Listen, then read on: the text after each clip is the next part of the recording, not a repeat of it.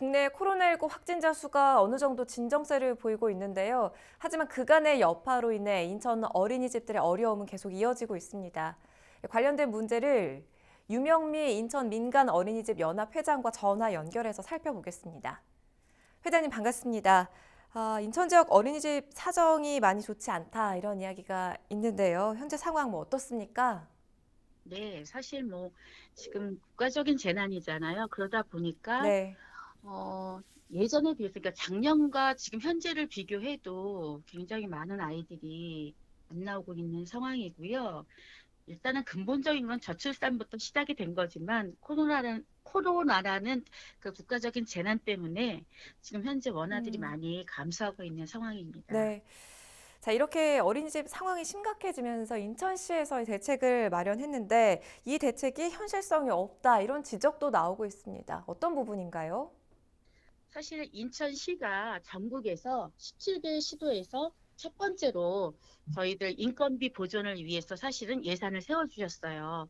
17억이라는 돈이 적은 금액 아니거든요. 굉장히 큰 금액인지 저희들도 알고 있지만 음, 이제 모든 사람들의 만족도를 높일 수는 없어요, 사실. 네. 그런데 이제 원장님들 사이에서 이제 나오시는 말씀들이 저희는 사실 미지원에 속하거든요.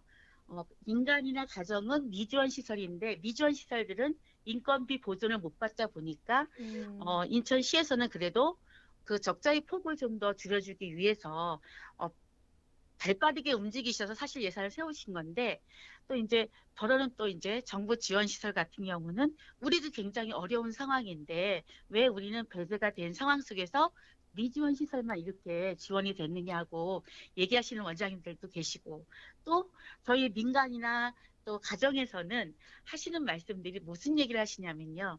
저희가 인건비 보전을 받기를 원했던 이유는 반 정원이 꽉 찬 반은 그래도 인건비가 나올 수 있어요. 그 선생님의 담임 선생님의 기본 급여가 나갈 수가 있지만 그렇지 않은 반들이 지금 문제인 거거든요. 네. 그러면 그 반에 대한 보전을 좀 해주셨으면 좋겠는데 지금 현재 이제 인천시에서는 사실 어느 기준을 맞춰도 모두가 만족할 수 없기 때문에 그냥 반수로 지금 이제 한 원에서 5개 반일 경우에는 100만 원, 영아반이요.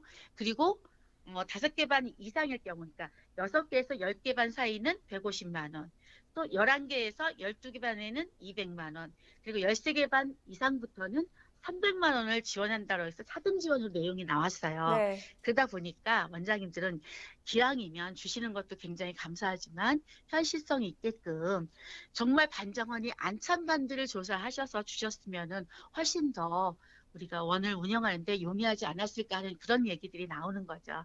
하지만 저희들 굉장히 인천시에서 발빠르게 움직여 주신 점에 대해서는 감사하게 생각하고 음, 있습니다. 참 이야기를 나눠보니까 이게 쉽지 않은 문제라는 생각이 드는데 현실적인 대안이 마련되기 위해서는 그렇다면 어떤 대책이 필요할까요? 사실 저희들이 보육료가 현실화돼야 된다는 이야기들을 여태까지 계속 해왔습니다. 네. 근데 정부에서는 보육료가 현실화가 지금 현재 계속 저희가 주장하고 있지만 현실화가 안 되고 있고요. 그 갭이 굉장히 커요.